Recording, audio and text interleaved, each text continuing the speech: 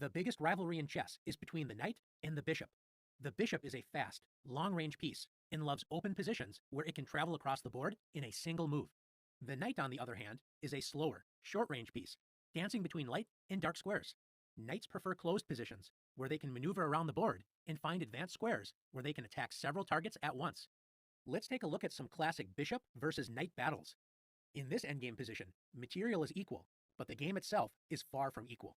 In this closed position, white has several advanced pawns in black's territory, and black's bishop is passively sitting on c8, trying to help prevent white's advanced queenside pawns on a5 and b6 from advancing up the board. Notice that all of black's pawns are on light squares, which makes it difficult for the bishop to find an open diagonal to use. White's knight, on the other hand, can freely move around the board in this closed position, looking for advanced squares to target black's pieces. If you could put your knight anywhere, which square would you choose? Did you think about the d6 square, where it is anchored by the e5 pawn and can never be attacked by an enemy pawn?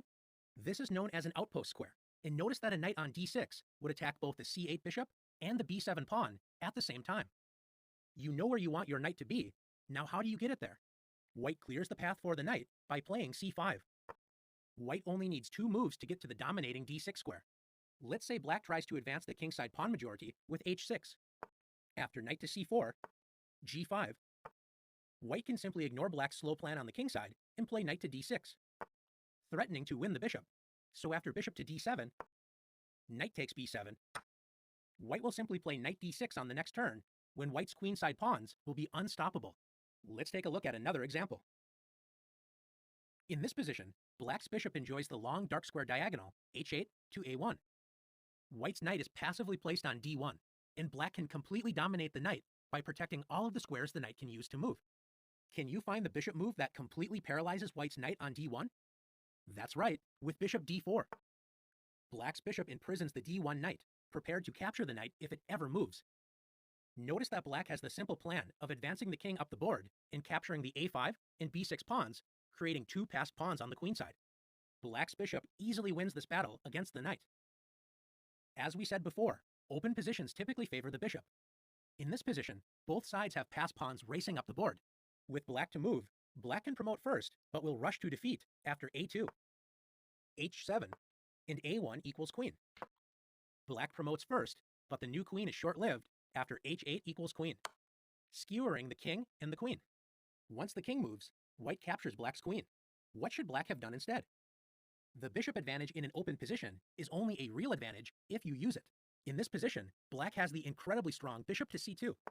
It prevents white's pawns from advancing, and it also prevents white's knight from checking black's king. When there are pawns on 2 sides of the board, this is usually an advantage for the bishop, because a bishop can control multiple sides of the board at once. By spending 1 move to eliminate white's counterplay, black is now easily winning after knight to g4 and a2. White plays knight to e3. White's knight desperately tries to eliminate the bishop in order to free the passed pawns. Black can simply ignore this threat and promote to a queen and win the game. But black can also play bishop to e4 check, moving away from the knight's attack and still preventing white's pawns from advancing. Black will promote on the next move and should win easily. Let's take a look at another position. When all of the pawns are on one side of the board, this usually favors the knight, as the knight is a short-range piece and is most effective when it only has to control one area of the board. Black's pawn on c4 is the key target. If white's knight can fork both the king and c4 pawn, white will win the pawn, and with it, the game. How can white's knight safely travel to d6 and fork the king and c4 pawn? That's right, with knight e8. And after bishop e2, knight d6 check, white forks the king and c4 pawn, forcing the black king to move away its protection of the c4 pawn. After king b6, knight takes c4 check, white creates a passed pawn and will likely pick up black's last pawn on b3 with a winning game. Let's take a look at another position. In a bishop versus knight battle, it is important for the knight to find an active post where it can control multiple key squares. White plays knight to b4, with the plan of centralizing the knight on d5. When fighting against the knight, you should do your best to prevent it from finding good, advanced squares to land on, such as the d5 square. Can you see how you can prevent white's knight from becoming active? That's right, with e6. Now that the knight is denied access to advanced squares in black's territory, black's bishop on e5, enjoying the long diagonal, is the much better piece. After knight to d3, white hopes to trade the less effective knight for black's bishop, but is disappointed after bishop to d4. Black's bishop dominates the dark squares in white's territory, which gives black the better game. Let's take a look at a similar position, but with a couple of differences.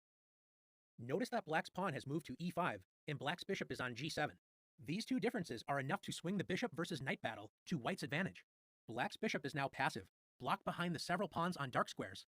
White's knight has the great outpost square d5, and leaps at the chance to move there with knight to b4. Black's best chance is to try and advance the h6 and g5 pawns up the board, taking more space and opening up some dark squares for black's passive bishop. A big mistake for black is to play a5. This move is a mistake, not only because it forces white to move the knight to a square where it wanted to go anyway, the d5 square.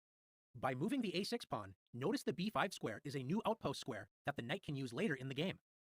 After knight to d5, the knight enjoys the d5 outpost square, where it controls several squares in black's territory, and it cannot be removed by any piece other than the more valuable rook. White's knight dominates black's bishop. Now that you've learned about the biggest rivalry on the chessboard, bishop versus knight, it's your turn to join the bishop versus knight battle.